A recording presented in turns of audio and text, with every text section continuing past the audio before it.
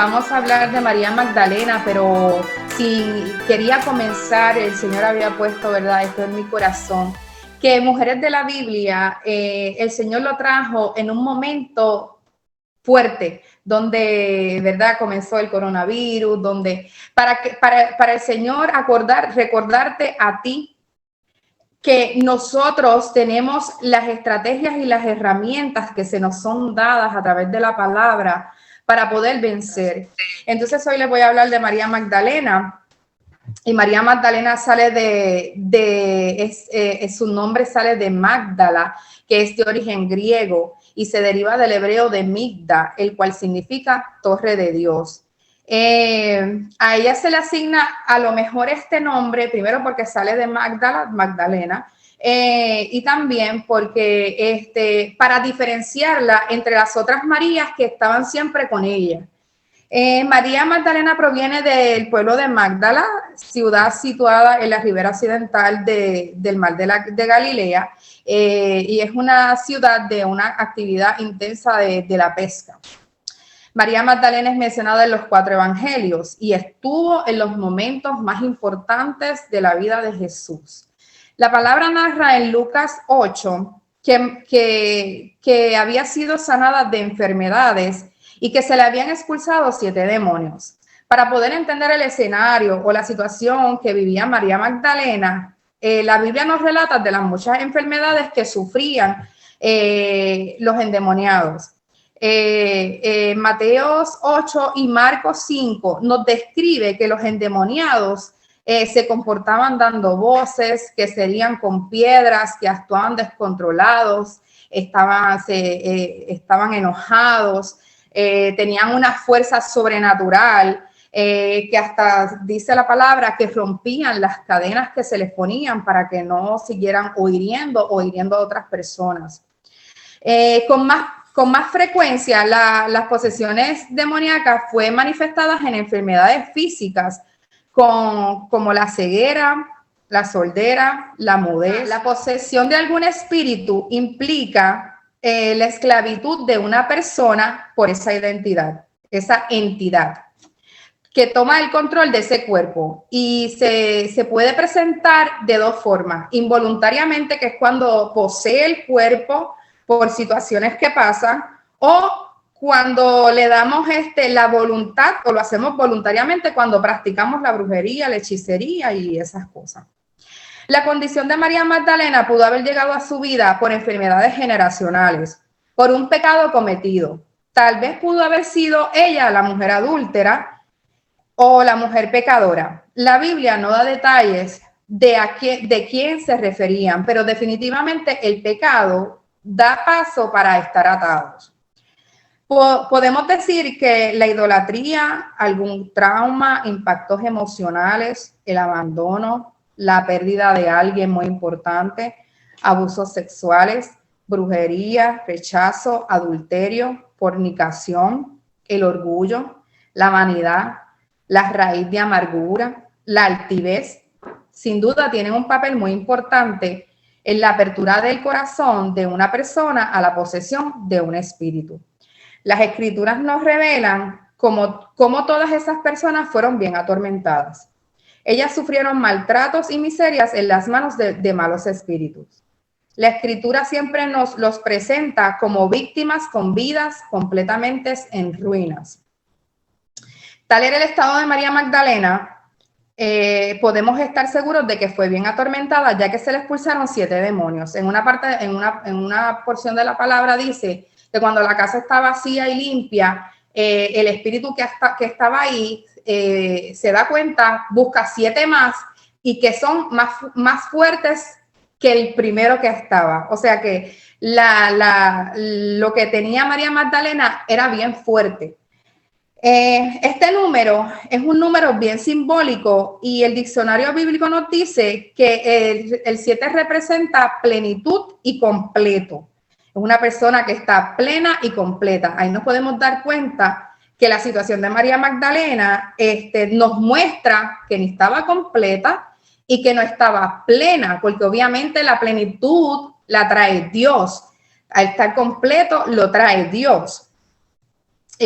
podemos ver que la condición de María Magdalena era una persona que estaba vacía, tenía falta de identidad, a lo mejor una ofensa, el abandono, la vergüenza, el desprecio. Yo quiero entender que cuando te habla de 7 demonios, te está hablando que la condición de María Magdalena estaba en todas las áreas de su vida. Su atadura era completa. Y eso es bien importante que nosotros podamos entenderlo, porque cuando entendemos que todas las áreas de ella estaban en crisis, que Dios, cuando viene a intervenir a la vida de ella, Dios va a ir ordenando. Así que eso es bien interesante para las personas que están anotando, porque ese número 7 lo que te está diciendo, tenemos una mujer que completamente está en crisis. Y podemos ver cuando compartamos con otra persona este testimonio, le podemos decir a esa persona que te dice, es que yo estoy en todas las áreas de mi vida en crisis, pero aún estando en todas las áreas de tu vida, tenemos a un Cristo que entra y trabaja en todas las áreas de tu vida. Así que continúa. Ok, pues antes de conocer a Cristo, yo tenía tantos vacíos y como dice Yanile, mi vida estaba completamente destruida. Yo era como el payaso, reía por no llorar, para que nadie viera mi tristeza. Y aún cuando yo compartía o hacía todas las cosas que hacía, que llegaba a mi hogar, lo único que hacía era llorar porque me sentía vacía, necesitaba algo que no me lo daba mi trabajo, no me lo daba mi familia, no me lo daba el amor que podía haber alrededor de mí, nadie me lo daba. Y es bien importante entender que aún nosotros estando en la iglesia, también podemos estar pasando estas crisis, porque a veces sacamos nuestra mirada de Dios y ya sean por situaciones, porque alguien murmuró de nosotros, porque no nos trataron como entendemos de que nos tuvieran que tratar, las situaciones en el hogar nos desconectan de Dios y nos turbamos. Y también no es que a lo mejor no es que pasemos a ser poseídos, pero nuestro corazón se turba, el enemigo comienza a bombardear nuestros pensamientos y nos turbamos. Y tenemos que estar bien pendientes que Dios quiere trabajar con nuestras emociones. El enemigo se ha levantado en este tiempo fuertemente para dañar nuestros pensamientos, y si no los atamos a Cristo, si no nos ponemos, como dice la palabra, el yelmo de la salvación, el enemigo va a cada día a tirar esos dardos para trastocar nuestros pensamientos y que no estemos estables. Dios ha venido a nuestra vida para estabilizarnos, para decirnos, mira, sujétate a mí, búscame a mí, que yo soy tu estabilidad. En Lucas 8:3 dice la palabra que María servía con otras mujeres con sus bienes y sustentaba el ministerio de Jesús. Normalmente, vamos a decir, trabajo de prostitución se le atribuye a personas de clases bajas y no tienen escuela ni nada por el estilo, o sea, conocimiento no, sino que no tienen escuela, no han estudiado. Y por eso es que me baso a decir que ella no fue prostituta. Entonces, pues sabemos que María Magdalena pasa a ser libertada porque pudo haber escuchado de Jesús, o Jesús pudo en su compasión saber de ella y sanarla y libertarla, pero definitivamente María tuvo que haber escuchado hablar de Jesús, y ahí entra la palabra que dice, y conoció la verdad y la verdad la hizo libre. María Magdalena sabía que solamente Dios era el que podía estabilizarla y que podía sostenerla. Por eso es que María Magdalena ahora pasa a no separarse más nunca de Cristo. Fue tan grande el amor que María desarrolla por su libertador, que sin importar las acusaciones hacia él, sin importar que estuviera de camino a la cruz, sin importar que la acusaran de ser partícipes de su ministerio, pudiendo también ser incriminada, ella nunca le abandonó en el trayecto de la crucifixión. Se mantuvo fiel hasta el final, viéndolo sufrir sin importar lo que pensaban los demás. Les quiero leer esta porción de la palabra. En Marcos 16:1 dice: cuando pasó el día de reposo, María Magdalena, María, la madre de Jacobo y Salomé, compraron especies aromáticas para ir a ungirle. Y muy de mañana, el primer día de la semana, vinieron al sepulcro ya salido el sol. Pero decían que sí, pero entre ellas pensaban que quién le movería la piedra de la entrada del sepulcro.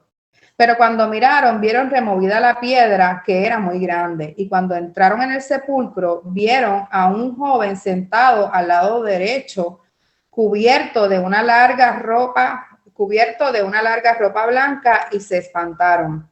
Mas él les dijo: no os asustéis, buscáis a Jesús Nazareno, el que fue crucificado, ha resucitado. No está aquí. Mirad el lugar en donde le pusieron. Pero id, decía a sus discípulos y a Pedro, que él va delante de vosotros a Galilea. Allí le veréis como os dijo. Y ellas se fueron huyendo del sepulcro porque les había tomado temblor y espanto. Ni decían nada a nadie porque tenían miedo. Habiendo pues resucitado Jesús por la mañana, el primer día de la semana, apareció primeramente a María Magdalena, de quien había echado 7 demonios. Yendo ella, lo hizo saber a los que habían estado con él, que estaban tristes y llorando. Y ellos, cuando oyeron que vivía y que había sido visto por ella, no le creyeron. Que era una mujer que estaba endemoniada, ¿verdad? Y como definiste, una mujer que estaba atormentada. Que por la definición del número 7, era una mujer que en todas sus áreas de su vida se encontraba atormentada, se encontraba en una verdadera crisis, ¿verdad? Sabemos que todo estaba fuera de orden, todo fuera del diseño de Dios, ¿verdad? Así que podemos más o menos tener una idea de la condición, y que nosotros ahora, con el conocimiento que tenemos, ella estaba en una oscuridad plena, en una oscuridad completa. Así que tú dirás, ¿qué tiene que ver eso? Pues cuando llega la crisis a tu vida, cuando llega el momento difícil a tu vida, tú no puedes ver con claridad. Y los pensamientos, como decía Denis, empieza a bombardearte, empieza el enemigo a tomar ventaja, a tirar esos dardos para confundirte, para atormentarte, para desviarte, para sacarte del camino. Y María Magdalena se encontraba fuera de su propósito, fuera de su destino, ¿verdad? No podemos definirlo con claridad, como ella decía, cómo ella pudo experimentar la libertad, pero hay una palabra clave que se da en la Biblia, y es que ella era una discípula. Aquí está la palabra clave, porque discípulo significa un seguidor, una persona que sigue, una persona que está dispuesta a que cada enseñanza pueda aplicarla a su vida. Y esta es la clave de María Magdalena. No sé si tú lo ves así, Denise, pero el que haya sido discípula para mí fue la clave de su libertad. A lo mejor no es como otras historias en la Biblia, que Dios puso la mano, que Jesús fue al lodo, que lo hizo de esa forma. No especifica cómo ella alcanzó la libertad, pero nos da una palabra que es clave y nos dice, ella estuvo dispuesta a recibir la enseñanza y a ponerla en práctica. Y como decía Denis ahorita, la Biblia dice, conoceréis la verdad y la verdad os hará libre. Había una verdad que estaba entrando dentro de ella, que estaba comenzando a ser libre por causa, no que lo conocía la verdad, sino que la estaba aplicando a su vida. Para mí, eso fue la clave, porque como tú dabas tu testimonio, cuando tú empezaste a escuchar la palabra, ¿qué tú comenzaste a experimentar, Denis? Empecé a aplicarla. Y cada palabra que comenzaste a aplicar, ¿qué comenzó en tu vida? Comenzar a enderezarse. A libertarme, a sanarme el corazón de todas las situaciones que habían pasado en mi vida. Y la palabra no comenzó a decirte a ti todas las cosas que tenías que comenzar a hacer, los cambios que tenías que comenzar a hacer, tomar decisiones difíciles. Cambiantes en la vida. Y María Magdalena, entiendo yo, ¿verdad?, con lo que tú nos estabas explicando, María Magdalena comenzó a tomar decisiones y a cambiar, porque la Biblia dice que nosotros tenemos que llegar a ese arrepentimiento. ¿Y qué es el arrepentimiento? Cambiar tu manera de pensar, que te lleva a cambiar tu manera de ¿qué? De actuar. Y María Magdalena comenzó a sufrir ese ¿qué? Cambio. No fue, no sé si la Biblia, ¿verdad? Y lo que tú estudiaste te da un tiempo específico donde ella fue libre, sino ella fue progresivamente. Sí, no, la Biblia no establece cómo fue libre ni cuánto tiempo se tardó, sino que nos dice que fue algo progresivo. Por eso hoy yo quiero que nosotros podamos entender esa parte cuando hay cosas en nuestra vida que van a tomar un tiempo. Y existe la palabra clave, que es la palabra paciencia. Tenemos que ser pacientes. Hay cosas que no van a cambiar de la noche a la mañana en nuestra vida. Hay algo que es progresivo, porque yo no sé cuántas veces a usted le ha pasado que de momento Dios está tratando algo contigo y tú logras superarlo y tú dices, aquí se acabó. Y Dios dice, no, espérate, ahora viene lo próximo, ahora viene lo otro. Es que yo no he terminado, next. Y yo creo que María Magdalena, cuando fue libre del primer demonio, se olvidó que viene el segundo y el tercero y el cuarto, y era necesario que ella pasara por toda esa libertad para poder experimentar lo que nos estaba contando Denise, cuando nos estabas contando, cuando ella se encuentra con Jesús a punto, ¿verdad?, de ser resucitado. Pasa de la oscuridad a la luz. A pasar el proceso, ¿verdad? El miedo,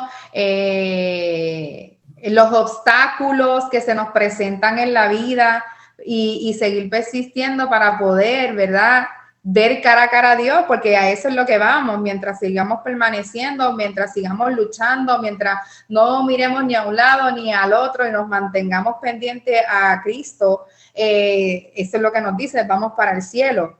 Esta es una poderosa e impactante historia que nos habla la Biblia de cómo la liberación que Dios trae a nuestras vidas a través de Jesús nos ayuda a disponer nuestro corazón para poder seguirlo, sin importar lo que pueda acontecer en nuestra vida. El Señor nos manda a ser valientes. La palabra dice en Josué 1:9, mira que te mando que te esfuerces y seas valiente. No temas ni desmayes, porque Jehová tu Dios estará contigo en donde quiera que te vayas. El día de hoy el Señor nos exhorta a que no desmayemos, a que sigamos luchando, a que sigamos buscando en Él, porque el Señor va a estar contigo siempre.